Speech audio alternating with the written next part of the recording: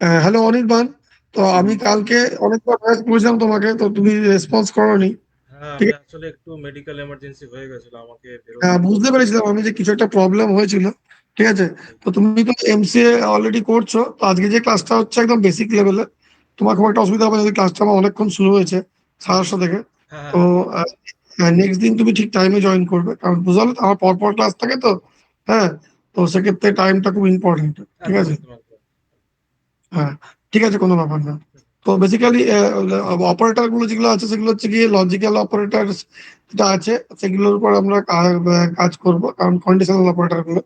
যেমন আমি কন্ডিশনাল অপারেটরের মধ্যে দেখলাম কম্পারিজন অপারেটর করে কাজ করে, যে এ এ গ্রেটার দেন বি দেন ফলস হচ্ছে। তো যদি আমি এটাকে অর করে দিই, আমি আরেকবার রিভিশন করছি, জয়েন করলো ওরা সবাই। তো যদি আমি এটাকে অর করে দিই, তাহলে আবার ট্রু হচ্ছে, কারণ আমরা জানি অর হলে দুটো কন্ডিশনই ট্রু হতে হয়। সেগুলো লজিক্যাল অপারেটর, মানে কন্ডিশনাল অপারেটর বা কাজ করে। এবার আসছে কিছু প্রোগ্রামিং যেগুলো কন্ডিশনাল অপারেটর উপর হয়, আমি করেই করছি। ধরুন আমি 2 নম্বরের মধ্যে সোজা প্রোগ্রাম করছি একদম, যেহেতু অনেকে নতুন আছে। তো এখানে যদি 2 নম্বরের মধ্যে যদি হাইস্ট খুঁজবো, তাই এক্স ইকুয়ালস টু, যদি আমি যদি আমি করি এক্স গ্রেটার দ্যান ওয়াই, তাহলে আমি প্রিন্ট করতে পারি বা ম্যাক্স দিতে পারি, ম্যাক্স ইকুয়ালস টু এক্স।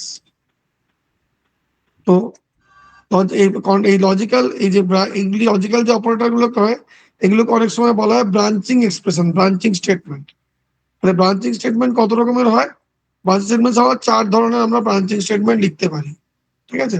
তো এগুলোকে সাধারণত বলা হয় ব্রাঞ্চিং স্টেটমেন্ট। ঠিক আছে। তো এগুলো এক ধরনের হয় ইফ এলস, দুই ধরনের হয় এলস ইফ,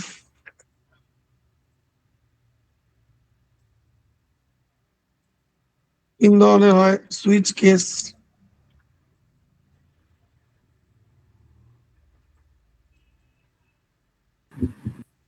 4 ধরনের হয় নেস্টেড ইফ এলস।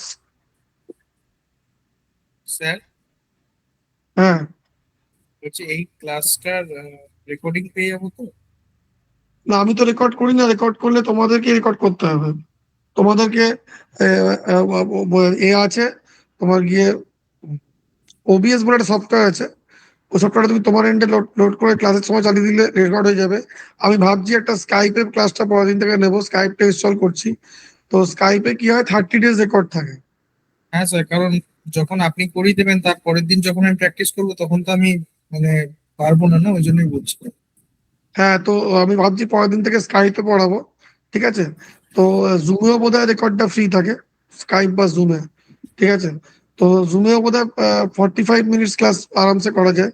বা স্কাইপে কিন্তু পুরো করা যায়। স্কাইপে তোমরা সবাই স্কাইপ তাহলে ইনস্টল করে নিও, আমিও স্কাইপ ইনস্টল করে নেবো। তাহলে স্কাইপে ক্লাসটা করাবো। ঠিক আছে।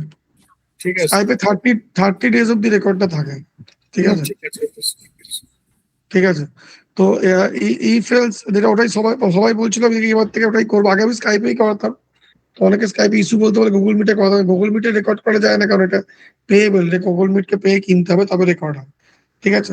কিন্তু স্কাইপে হয়, আমার মনে হয় জুমেও বোধহয় হয়। ঠিক আছে। তো দেখে নিচ্ছি পরের দিন, তাহলে আমরা একটা প্ল্যাটফর্ম ঠিক করবো, গ্রুপে লিখে দেবো, সেটা দিয়ে করলে রেকর্ডটা হবে।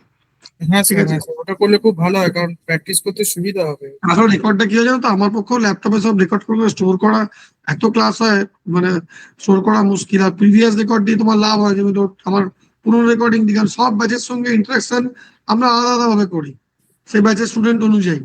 আমি তো মডিউল, ইনস্টিটিউটের মতন অমনি করে মডিউল ধরে পড়াই না, আমি স্টুডেন্টের সঙ্গে ইন্টারাকশন করে পড়াই। তোমাদের ব্যাচ একরকম, অন্য ব্যাচ অন্যরকম। ঠিক আছে। তো তারা কোনো ব্যাচ ফাস্ট, কোনো ব্যাচ খুবই স্লো। ঠিক আছে। তো দেখো যে ক্লাসটা করাই তাকেই রেকর্ডিংটা সেটাই দিতে হবে, তো প্রতিটা ক্লাসের আলাদা রেকর্ড হয়ে যাবে। সেক্ষেত্রে ইনস্ট্যান্ট রেকর্ডিং করার জন্য কোনো সফটওয়্যার থাকলে সুবিধা। তাহলে তো আমার প্রতিটা ব্যাচে কেউ না কেউ রেকর্ড করে, যেমন আরেকটা ব্যাচে যখন রাহুল বলে একটা ছেলে আছে, ও প্রত্যেকটা ক্লাস রেকর্ড করে করে গুগল ড্রাইভে ক্লাসের পরে দিয়ে দেয়। ঠিক আছে। হ্যাঁ, তো কেউ না কেউ রেকর্ড করে। ঠিক আছে। তো যদি আমাদের কেউ না করে, তাহলে আমরা দেখি পরের দিন থেকে স্কাইপে তাহলে করানো যায়, বা তোমরা তোমাদের কাছ থেকে ওবিএস বলে একটা সফটওয়্যার আছে, ডাউনলোড করে রেকর্ড করতে পারো, দিয়ে গুগল ড্রাইভে শেয়ার করে দিতে পারো। সেটা প্রতিটা ব্যাচে কেউ না কেউ করে। ঠিক আছে। তো এখানে দেখো print the maximum value is max. তো ম্যাক্সিমাম ভ্যালু ইজ ম্যাক্স বলতে কি বোঝাচ্ছে, এখান থেকে লুপ থেকে বেরিয়েছে ম্যাক্সিমাম ভ্যালুটা আমি প্রিন্ট করলাম। ঠিক আছে। এটা গেল টু স্টেটমেন্ট, মানে এটা ইফ স্টেটমেন্টে গেল, কিন্তু এখানে এলসিফটা এলো না। তাহলে এলসি পাস থেকে আমাকে করতে হবে মাল্টিপল কন্ডিশন দিতে হবে। যদি আমি একটা প্রোগ্রাম ধরে নিই, এটা যেমন একটা পার্টিকুলার কন্ডিশন হলো যে find the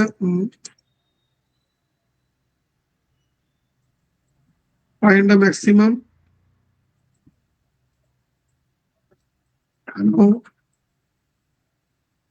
user inputted numbers, ঠিক আছে? তো এটা সেই প্রোগ্রামটা হচ্ছে। কিন্তু এবার যদি আমি এখানে একটা কোশ্চেন করি যে রাইট এ প্রোগ্রাম,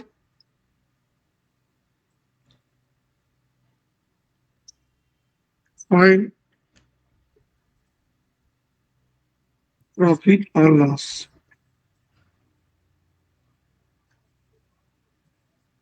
ইনপুট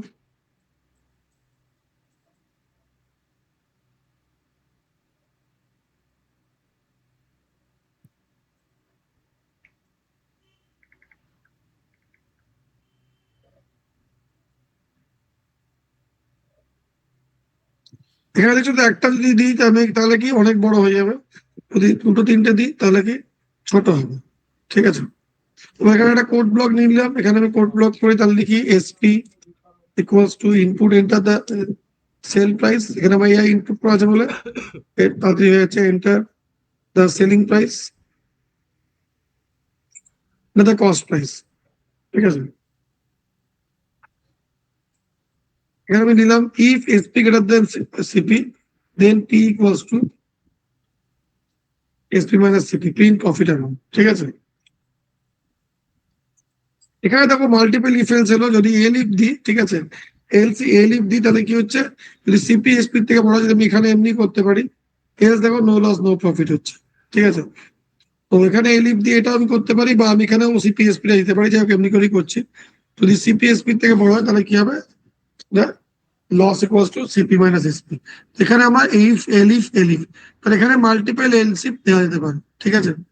তো এখানে যদি আর একটা দিই যে নেগেটিভ ভ্যালু, যে কস্ট প্রাইস যদি আমরা সেল প্রাইস যদি আমরা নেগেটিভ দিই, সেক্ষেত্রে কম্পেয়ার হবে না, সেটাও দিতে পারি, ঠিক আছে? যে ইফ এসপি গ্রেটার দেন না, ঠিক আছে, এটাই ঠিক আছে। তো এখানে আমি পার্টিকুলারলি রান করছি এটাকে, তো সেল প্রাইস দিচ্ছি 550 আর কস্ট প্রাইস দিচ্ছি 485, তার মানে আমার 65 রুপিস প্রফিট, ঠিক আছে? এইভাবে আমি মাল্টিপল ইফ এলস স্টেটমেন্ট আমি এক্সিকিউট করতে পারি, এলসি ফেলসি করে করতে পারি।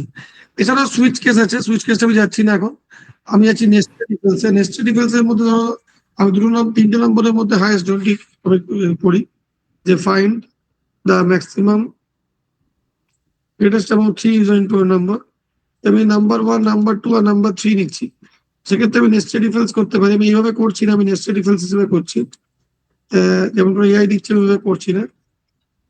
If number 1 greater than number 2,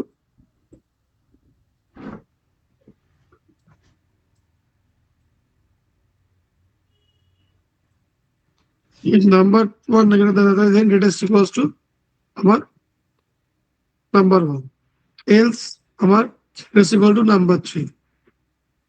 এখানে আমার এলস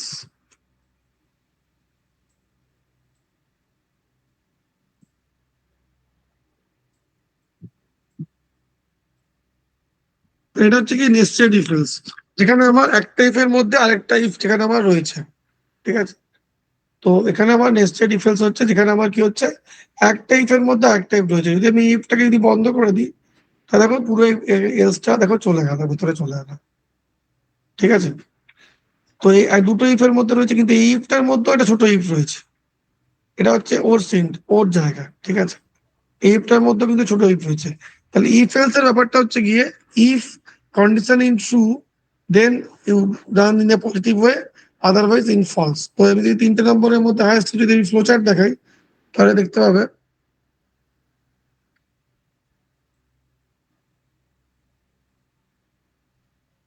ফ্লো চার্ট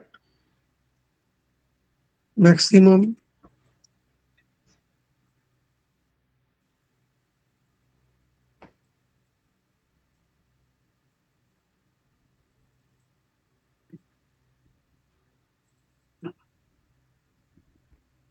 তো এইভাবে ফ্লোচারটা হয়, যে যেখানে দেখো পার্টিকুলারলি যে এবিসি তিনটে ইনপুট নিয়ে, একটা কম্পিউটার যারা সায়েন্স নিয়ে পড়ছে তারা খুবই কমন কোশ্চেন, এ যদি গ্রেটার দেন বি হয় তাহলে দেখছি A B greater than C কিনা।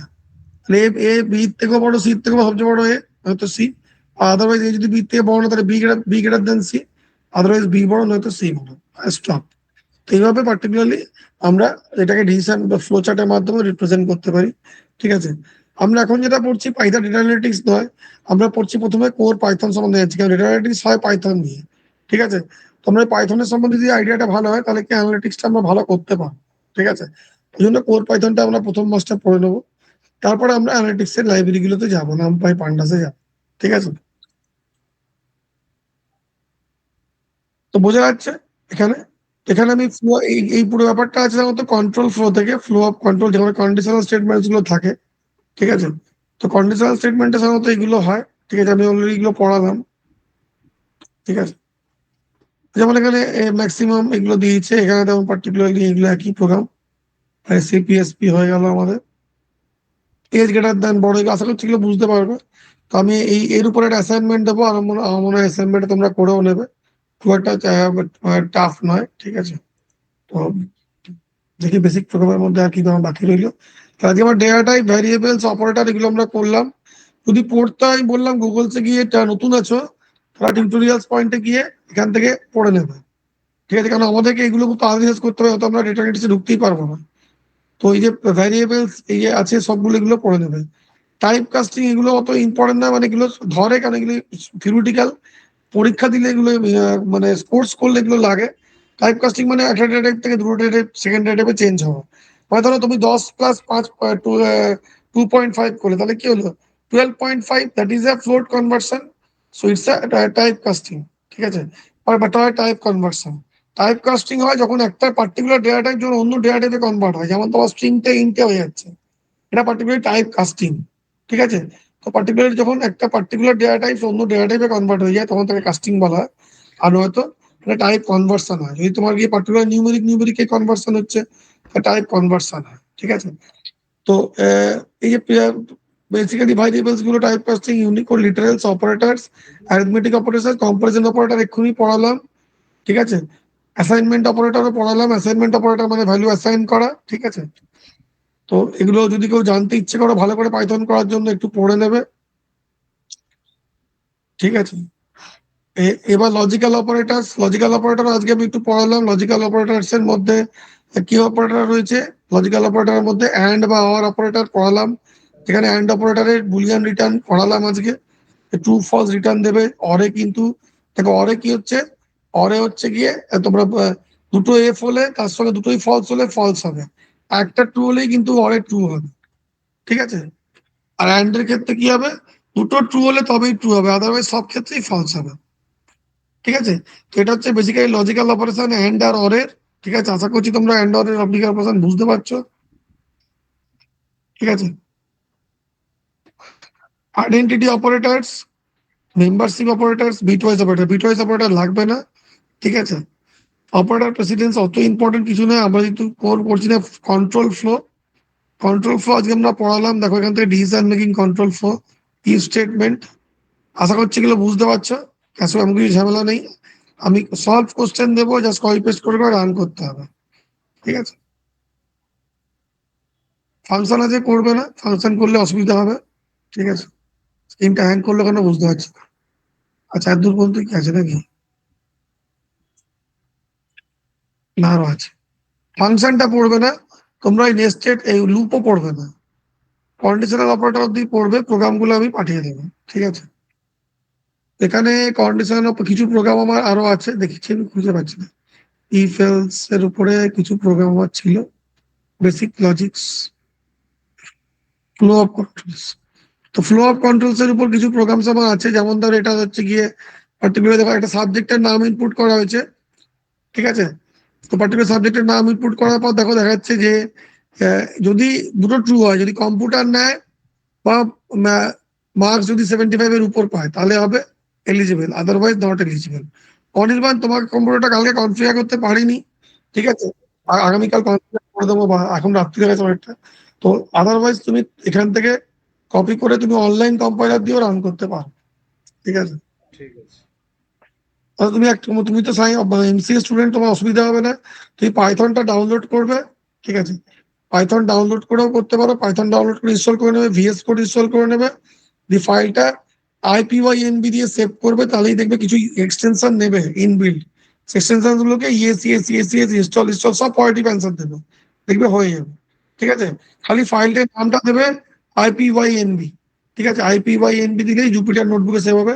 এছাড়া অনলাইন কম্পিউটারের মধ্যে তুমি জুপিটারে করতে পারো, কারণ জুপিটার নোটবুক ফ্রি। ঠিক আছে, আমরা জুপিটারেই করছি, কিন্তু আমরা জুপিটারটাকে ভিএস কোডে ইনস্টল করে করছি। ও আচ্ছা ঠিক, আচ্ছা আচ্ছা। আমরা জুপিটারেই কাজ করছি, কিন্তু জুপিটারের এক্সটেনশনটাকে তোমাকে ইনস্টল করতে হবে। যখনই তুমি আইপিওয়াইএনবি দেবে তখনই অটোমেটিকলি জুপিটারের এক্সটেনশনটা নেট চালু হলে চলে আসবে, তোমার এখানে ইএস ইএস ইএস ইএস করতে হবে, ব্যাস সব ইনস্টল হয়ে যাবে। ঠিক আছে, তাহলে কি হবে, তোমার সুবিধা হবে। দেখো এখানে জুপিটারে এগুলো সবই আসছে, দেখো মার্কডাউন আসবে, সবই আসবে। তো আমি এখানে পেস্ট করলাম আমার প্রোগ্রামটা, আমি এখানে রান করছি। আমি করলে এখানে এক্সটেনশনে কিছু ইনপুট প্রবলেম হয় ইনপুট নেওয়ার জন্য। বেসিক্যালি এই এক্সটেনশনটা ইউজ করা হয় তোমার এই জন্য, আমাদের ইন্টারনাল টেস্টের জন্য ইউজ করা হয়, প্রোগ্রামিং এর জন্য নর্মাল প্রোগ্রামিং ইউজ করা হয় না, অনেক সময় এখানে একটু প্রবলেম দেয়। তো নর্মাল প্রোগ্রামিং এর জন্য আরেকটা ভালো কম্পাইলার আছে, পাইথন কম্পাইলার, জিডিবি কম্পাইলার, হয়তো নাম শুনেছো। তো এখানে এই যে অনলাইন জিডিবি কম্পাইলার, এটা ভালো কম্পাইলার, কিন্তু তুমি এগুলো করবে না, তুমি ভিএস কোড আমার মতো করেই করবে। ঠিক আছে, তো এখানে পার্টিকুলারলি রান করলে এইটা ইনপুট নেবে। তো এটা সাবজেক্ট নেম দিচ্ছে, সাবজেক্ট নেম আমি কম্পিউটার দিলাম, মার্কস দিলাম 89, তাহলে বলছে ইউ আর এলিজিবল। এবার আবার রান করে যদি আমি এখানে সাবজেক্ট নেমটা ম্যাথ দিই আর মার্কস দিই আমি 89, তাহলে বলছে ইউ আর এলিজিবল। কেন কি, এখানে অর অপারেটর আছে, এটাকে যদি আমি অ্যান্ড করে দিই তাহলে দেখো বলবো এলিজিবল না। এখানে আমি দিলাম ম্যাথ,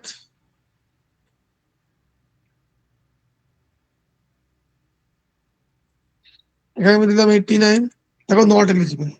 কারণ কি এখানে যদি অ্যান্ড দিই তাহলে কি হতে হবে, দুটো কন্ডিশনই কিন্তু ট্রু হতে হবে, ম্যাথ দিলে দুটো কন্ডিশনই কিন্তু ট্রু হতে হবে, একটা কন্ডিশনও কিন্তু ফলস হওয়া যাবে না। অর হলে যে কোনো একটা কন্ডিশন ট্রু হলেই কিন্তু হবে। তো এটা একটা ফ্লো অফ কন্ট্রোলের একটা এক্সাম্পল। ঠিক আছে, 3টে নম্বরের মধ্যে হায়েস্ট আমি এক্ষুনি দেখালাম। এরকম কিছু কোশ্চেন আছে, যেমন উইকলি সেলস। ঠিক আছে, রেনফল, রেনফল হেভি না লো। ঠিক আছে, তো রেনফল এখানে অ্যামাউন্ট দিতে বলেছে, যে রেনফল এখানে অ্যামাউন্ট দিতে বলেছে যে কত রেনফল। ঠিক আছে, আমি এখানে দিলাম 15, 14, তাহলে নর্মাল রেনফল। ঠিক আছে, তো দেখো নর্মাল যদি ওখানে 10 থেকে 20-র মধ্যে হয় তাহলে বলছে নর্মাল, তাহলে এখানে ওয়ার্কিং অন আ রেঞ্জ, এখানে এলসি পেলো 10-এর ভেরি লেস, 10 থেকে 20 হলে নর্মাল, যদি 10-এর উপরে তাহলে এলসি কি হচ্ছে, বেসিক্যালি আমরা ডিফল্ট স্টেটমেন্টটা লিখছি, যদি 10-এর উপরে হয় তাহলে আমরা এলসি লিখছি, ডিফল্ট স্টেটমেন্ট। ঠিক আছে, তো আমাদের যে নর্মাল বেসিক প্রোগ্রাম আর কন্ডিশনাল প্রোগ্রামের অ্যাসাইনমেন্ট আমি দিয়ে দেবো আজকে। ঠিক আছে, তোমরা পড়ে নেবে নেক্সট ক্লাসের মধ্যে, নেক্সট ক্লাস অনেকটা দূরে হবে। ঠিক আছে, আশা করছি ফ্রাইডে হবে। ঠিক আছে, চেষ্টা করবো যদি ফ্রাইডে না হয়, যদি থার্সডে করা যায় তাতেও করতে পারি, মনডে থার্সডেও হতে পারে। ঠিক আছে, তাহলে থার্সডেতে আমি একটু চাপে থাকি, যদি ফ্রি থাকি তাহলে আমি সন্ধ্যাবেলাতেই বলে দেবো, ওই 6টা 7টা নাগাদ যে করাবো। ঠিক আছে, তাহলে থার্সডেতে আমি নিয়ে নিতে পারি। ঠিক আছে, তো তাহলে তার মধ্যে আমি অ্যাসাইনমেন্টটা কালকে পাঠিয়ে দেবো। তো ইফেলস আর এরপরে করে রাখবে, আর আমি কিছু সলভ কোশ্চেনও পাঠিয়ে দেবো, সেই সলভ কোশ্চেন গুলো কপি পেস্ট করে করে রান করলেই হবে। ঠিক আছে, বেসিক্যালি তোমাদের করতে হবে, আর ক্লাসটাকে একদম অন টাইম, একদম জাস্ট ডট টাইমে জয়েন করবে। ঠিক আছে, কারণ কন্টিনিউয়াস বলি 40 মিনিটস বলার পর আর বলতে পারি না অতক্ষণ। ঠিক আছে, তারপরে ইন্টারাকশন রাউন্ড থাকে 15-20 মিনিট। এখানে তোমরা তোমাদের কাজগুলো, এখন তোমরা কিছুই করোনি তাই দেখাতে পারছো না, আদারওয়াইজ তোমরা তোমাদের কাজগুলো আমাকে করে করে দেখাবে, আমি সেগুলো ইরর গুলো দেখবো, সবার সঙ্গে সবাই আলোচনা হয়। ঠিক আছে, এখন নতুন নতুন শুরু হচ্ছে, আলোচনার কিছু নেই। ঠিক আছে, কারণ আমারটা আমি বলে যাচ্ছি, এবার তোমাদেরটা আমি দেখবো যে সবাই নিজের কাজগুলো, কিন্তু সেইভাবে বলছি, হ্যাঁ, আমাদের পুরোটাই ক্লাসটা পুরোটাই হবে, কিন্তু সবাইকে ল্যাপটপ থেকে জয়েন করতে হবে, তবেই সবাই স্ক্রিন শেয়ার করতে পারবে। মোবাইল থেকে জয়েন করলে কিন্তু স্ক্রিন শেয়ার করতে পারবে না। ঠিক আছে, কেউ কিছু দেখাতে পারবে না, কারণ আমি ক্লাসে বলার পরই কিন্তু আমি সবাইকে বলবো যে আপনাদের কাজগুলো আপনারা দেখান। ঠিক আছে, তো সেক্ষেত্রে দেখাতে তখনই পাওয়া যাবে যদি আপনারা ল্যাপটপ থেকে জয়েন করেন। ঠিক আছে, তবে ইন্টারাক্টিং হবে না, তো কি হবে, আমি একদিকে বলে যাবো কিন্তু অন্যদিকে কিছুই হবে না। বোঝা যাচ্ছে? তো আশা করছি হ্যাঁ, হয়ে যাবে। আমি চেষ্টা করবো থার্সডে, যদি থার্সডে না পারি ফ্রাইডে ফিক্সড হবেই। তো থার্সডে যদি আমি ফ্রি হয়ে যাই, থার্সডে আমার খুব প্যাকড শিডিউল থাকে, তাহলে আমি সন্ধ্যে 7টা নাগাদ আমি জানিয়ে দেবো আচ্ছা, আপনার। শুক্রবার দিনই করে দিন। শুক্রবার শুক্রবার দিন ফিক্স থাক, ঠিক আছে। আচ্ছা, যেমন আছে সেরকম থাক। ঠিক আছে, শুক্রবার দিন থাক, কোনো অসুবিধা নেই। আচ্ছা, তার মধ্যে তোমরা এগুলো একটু পড়ে নাও, তাহলে ভালো হবে। ঠিক আছে, Yes. আচ্ছা, ঠিক আছে। অনির্বাণ, তোমাকে কালকে মিট করতে হবে। তোমার ওই মেশিনটা যদি কনফিগার না হয় তোমাকে হোয়াটসঅ্যাপ করো। কাল রাত্রেবেলায় আমি মেশিনটাকে একটু লেট নাইট করে কনফিগার করে দেবো 10টা নাগাদ, 10:30 নাগাদ। ঠিক আছে। ঠিক আছে স্যার, কোনো অসুবিধা নেই।